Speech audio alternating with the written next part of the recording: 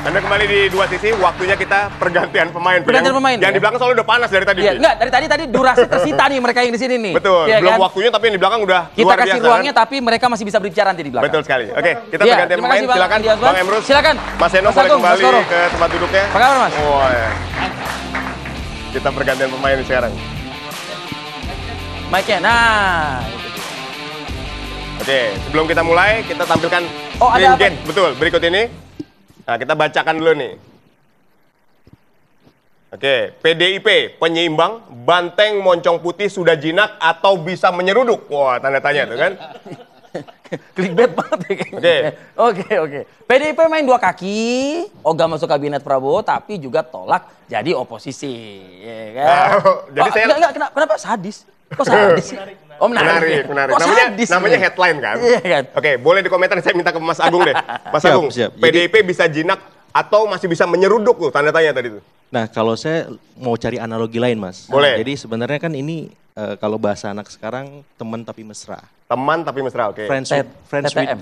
Friends with benefit. Oke. lah. Nah, ini kan harusnya clean and clear, ujungnya harus nikah. Hmm. Harus jelas karena kita adat ketimuran kan. Ujungnya harus Nikah.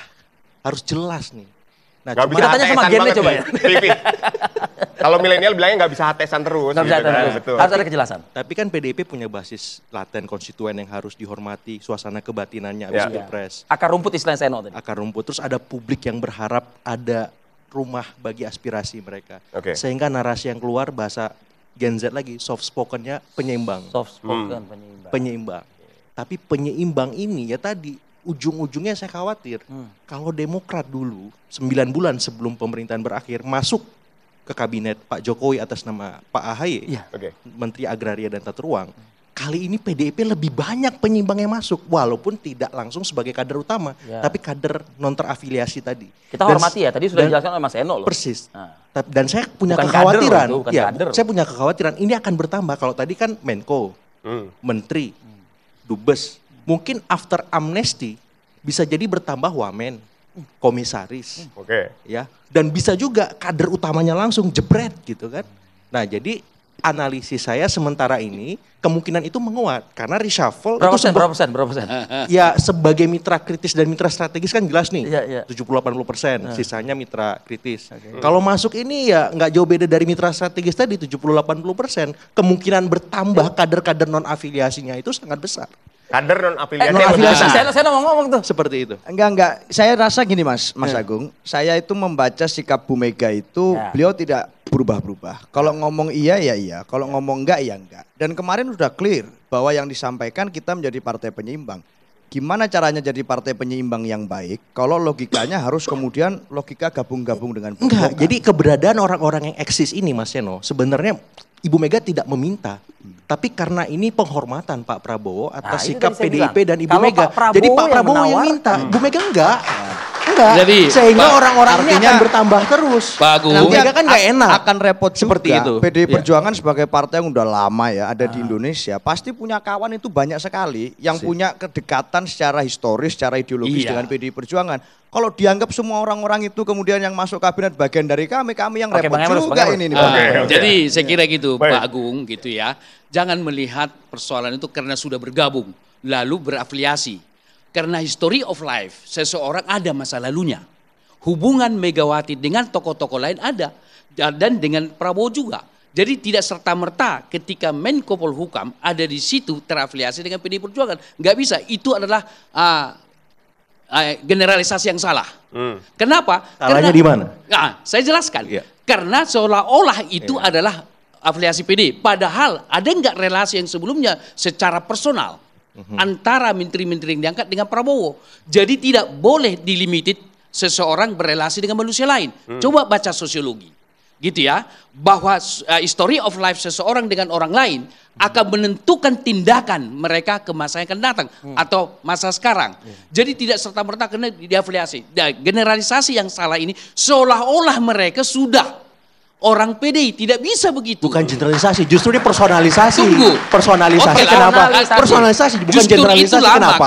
Karena maka Pak Anda BG dan katakan Ibu Mega itu sangat terafiliasi. dekat. Karena hubungan Sangat relasi intim mereka di sekali masa lalu relasinya. ada. Persis. Jadi nggak boleh kita Iya. katakan. Dia Misalnya justru jadi contoh. jembatan komunikasi Betul, Ibu Mega dengan tapi Pak Prabowo. bukan karena terafiliasi Iya. dengan partai. Nah, karena saya melihat Jadi, politik sebagai itu- informal politik, tidak saya tahu, sesuatunya saya politik tahu. itu Maka formal. relasi antar Iya. manusia tidak selalu formal. Persis. Pasti ada relasi informal. Ah. Relasi informal itu belum tentu Itulah politik. politik. Itu politik. Belum tentu. Karena ada mereka personal. punya ruang lingkup Ada yang personal. sangat luas. Belum tentu. Bicara soal negara. Misalnya- Pak BG bicara dalam misalnya- kapasitas sebagai Menko Polkam. Misalnya itu negara, saya presiden. bukan lagi pribadi. Saya presiden. Publik itu. Lalu Jabatan saya sensitif angkat ya? Anda Persis, jadi saya sensitif. angkat Anda jadi menteri saya. Iya. Tidak ada afiliasi politik, tetapi I trust you. Yes. Bisa saja karena itu. Jadi It's tidaklah okay, but langsung ini Budi dikatakan Gunawan, bahwa Pak. seolah-olah Budi Gunawan ini karena ngomongnya terafiliasi. negara, Nggak Ibu bisa Mega begitu. negara. Kalau Jadi kita ngomong ini- pribadi-pribadi, ini it's adalah okay. generalisasi yang Enggak, salah. ini personalisasi Jadi publik justru. bisa memahami Iya. bahwa mereka itu adalah terafiliasi dengan PD. Tidak bisa begitu. Bisa. Nggak bisa Bisa. begitu. Ini Karena- personalisasi dan politik itu personally, Pak. Betul, tapi Dari ujung artinya kaki sampai ujung ada rambut, faktor-faktor itu politik lain. bagi Sebagai saya. Bang Dan Seno itu ada katakan, teorinya seperti itu. politik tidak ada di ruang hampa. Persis. Persoalan pribadi, kedekatan pribadi akan menentukan relasi politik mereka terlepas daripada politik dari suatu partai. Baru yang kedua saya mau katakan adalah bahwa setiap partai politik itu harus ada ideologi, harus kedaulatan di tangan rakyat. Itulah yang disebut substansial. Ada yang sifatnya aksesoris. Misalnya adalah kesepakatan politik, kesepakatan Deal gitu? program dan anggaran dan lain sebagainya. Tetapi harus punya garis ideologis dan kedaulatan di tangan rakyat. Megawati tidak boleh ditawar kedua poin itu. Kita ngomong Dia praksis, akan- Pak. dia Revisi akan- Undang-Undang TNI PDIP di mana? Jelas. Publik sangat keras. Betul. Kemana Tetapi PDIP? apakah itu Kita ngomong praksis. Apakah itu ideologis? Oh iya dong. Apa ideologisnya jelaskan? Ini kan pertentangan antara Di mana- sipil di soal mana pengaruh ideologisnya? militerisme. Ah. Itu harus dibatasi. Karena kita punya konstitusi, kita punya reformasi sebagai sejarah masa silam bahwa militer harus dibatasi perannya. Itu kan ideologis, itu prinsip, Pak. Ketika kita berdemokrasi, peran sipil harus dominan. Artinya apa? Artinya apa? Itu Dengan prinsip, contoh ideologis. rancangan undang TNI itu maksudnya? Itu jelas bahwa PDIP berkompromi. Oke. Menyeimbangkan. Itu Jadi Pak- ideologis itu sebentar. dalam artian saya itu benar-benar tegak lurus Artinya terhadap kalau di parlemen itu saja pada level sudah seperti itu, kompromi. Itu ya pa- eksekutif sepertinya sudah tinggal menunggu waktu. persis. Itu pada level aksesoris. No, itu Pada prinsip. level substansial tidak ada yang ditabrak. Oh, enggak. Di situ. Artinya ketika PD Perjuangan mendukung undang-undang itu karena dilihat Enggak. sesuatu yang kita bawa ke besar. tema kita saat ini nih Bang Oke, Bang Emrus. silakan. Itu hanya sebagai contoh saja. Oke, betul ya. ya. Nah, artinya kalau tadi Ya. Mas Agung sudah mengatakan kalau sudah terjadi di masa lampau yang seperti itu PDI Perjuangan, nah artinya di eksekutif ini tinggal nunggu waktu Bang Emrus. Kalimat Bu Megawati saya akan bacakan. Menarik ya. Kita sudah putarkan Oke. tadi di awal Bang tunggu, Emrus. bukan Boleh, belum diputarkan silakan. ini Singkat kalimatnya. saja. PDIP tidak memosisikan sebagai oposisi Ada dan tadi, juga tidak semata-mata membangun koalisi kekuasaan. Banyak orang berkoalisi supaya dapat jabatan menteri. Tetapi PDI Perjuangan bukan itu kekuasaan menjadi orientasi mereka. Ya. Adalah kesejahteraan rakyat, Tapi konstitusi. tidak menutup kemungkinan, Bang, di situ kan, untuk bergabung juga dengan Bergabung dengan kekuasaan, alasan tidak dengan koalisi, semata-mata dengan- kekuasaan. Betul. Jadi ada memang partai itu pragmatis enggak? Yang penting dapat jabatan menteri. Sekarang ada orang yang pragmatis. Sekarang dia mau pindah ke Gerindra. Kemarin dia pendukung Jokowi banget. Ya, udah orang Pindah, nggak ada dua di sini. kaki. Orang nggak ada di sini. Oke. Terus artinya apa? Artinya Artinya begitu pragmatisnya PDI Perjuangan, kalimatnya di sini jelas membangun tidak semata-mata membangun koalisi kekuasaan. Jadi kekuasaan bukan tujuan. ya. Betul. Tetapi adalah konstitusi dan kedaulatan rakyat yang menjadi utama. Bisa saja di luar kekuasaan, bisa saja masuk nanti di koalisi sepanjang bahwa itu untuk ideologis dan untuk kesejahteraan rakyat, kedaulatan di tangan rakyat. Bukankah ada politisi sekarang demi pragmatisnya bahwa pilkada, ini contoh saja, bisa dipilih oleh DPRD. Oke. Artinya apa? Diperkosa itu kedaulatan rakyat. Demikian. Oke. Apanya nih? Kalau ngomong PDIP clear lah, ya clear and loud. Kalau soal konstitusi, saya appreciate sama Ibu Mega. Karena apa? Beliau menjaga konstitusi kita Betul. sejak Betul. 99, Ya. kemudian sampai terakhir 2024 menjaga. Tapi gini, kita melihat penyeimbang itu jangan kemudian menganggap Ibu Mega nggak fleksibel juga. Betul. Dia menghargai relasi personal dengan Pak Prabowo, Kakak adik. kakak adik, sehingga narasi penyeimbang itu adalah bentuk kompromi, Bang. Jadi udah kalau kompromi itu udah nggak ideologis lagi kalau menurut saya. Seperti itu. Pada level pragmatis. Justru itu karena mempengaruhi hal-hal prinsip yang memang terkait dengan Oke, silakan lanjutkan. hal-hal terkait dengan ya tadi undang-undang, kebijakan, dan dalam beberapa hal suara PDIP kurang terdengar lantang sebagaimana ketika Pak SBY berkuasa. 10 tahun berkuasa. Nah, jadi kita punya komparasi dan saya tidak bisa menutup mata atas itu. Kenapa di masa Pak SBY kenceng banget, terik banget Meskipun mataharinya. sudah dijelaskan oleh Tapi Seno di tadi sini ya.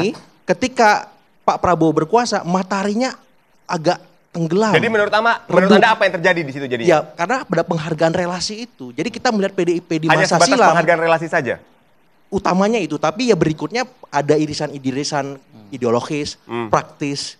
Mereka punya ya istilahnya keberpihakan kepada masyarakat, value-nya punya kegotong royongan, ekonominya juga semacam itu. Tapi yang paling penting kan di politik kita akhirnya personalisasi itu, relasi itu. Kalau relasinya nggak pas, chemistry-nya nggak dapat antara Ibu Mega dengan Pak Prabowo, nggak mungkin keluar kata-kata penyeimbang.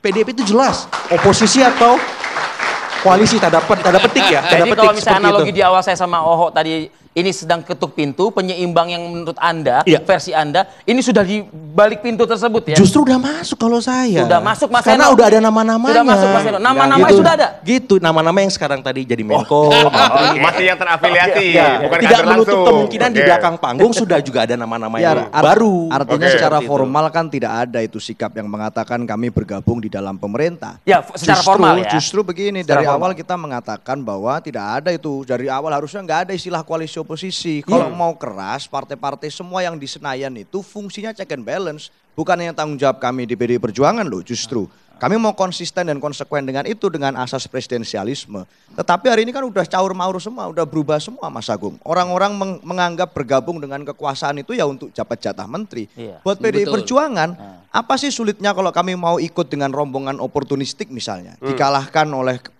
Pilpres gitu ya.